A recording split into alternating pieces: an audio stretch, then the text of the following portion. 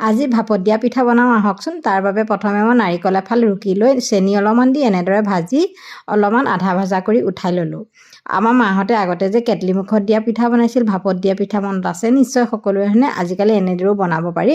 সেয়েহে মই coffee cup কেইটা ল'লোঁ আৰু ইফালে 2 কাপ পিঠাগুড়ি লৈ নিমখ অকণমান দি পানী মিক্স কৰি মোহাৰিব লাগিব।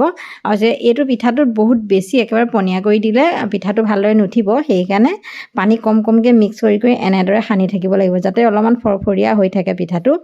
আৰু যদি আমি বেছিকৈ পানী দি দিওঁ তেতিয়া বেছি যদি তিতি যায়, অকণমান সেমেকা নিচিনা হৈ গ'লে পিঠাটো উঠাত অলপ প্ৰব্লেম হৈ যায়। এয়া মোৰ হৈ গ'ল। অৱশ্যে মোৰ অকণমান পানী বেছি হৈ গ'ল। মই আকৌ পিঠাগুড়ি অকণমান মিক্স কৰি ল'লোঁ অলপমান জৰজৰীয়া কৰি।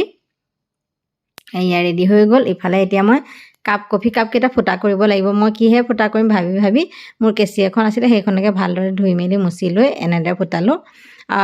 কলমো ল'ব পাৰি ফুটাবৰ বাবে। এয়া হৈ গ'ল। আৰু কাপকেইটাত মই অকণমান ঘিউ সানি দিছোঁ যাতে পিঠাটো লাগি ধৰি নাথাকে।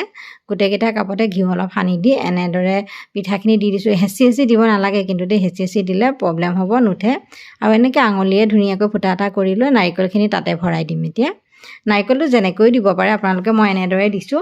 আৰু এতিয়া মই সিফালে কুকাৰ এটাত পানী ভৰাই উতলাই ৰাখিছিলোঁ আৰু চিমত ৰাখি দিছোঁ গেছটো আৰু হুইচেলটো খুলি দিছোঁ। এয়া এতিয়া সেই যে ফুটাটো কৰিছিলোঁ কাপটোৰ, এয়া হৈ গ'ল ফাইনেলি এটা ৰেডি। মানে কৈছোঁ নহয় আপোনালোকক 2 মিনিটো নালাগে আৰু বহাই দিয়াৰ লগে লগে ভাপত দিয়া পিঠা ৰেডি হৈ যায়। আৰু এটা 2 নম্বৰটো বনালোঁ। এয়া বনাওঁতে কেতিয়াবা অকণমান দিগদাৰ হয়, একো নাই, অকণমান হেঁচি দিলে হৈ যায়। এয়া 2 নম্বৰটো হৈ গ'ল। আকৌ এটা বনালোঁ, এয়া 3 নম্বৰটো। কি ধুনীয়াকৈ দেখিছেনে? 2 মিনিট সময়ো নালাগে বা ধুনীয়াকৈ সিজিয়ে যায়।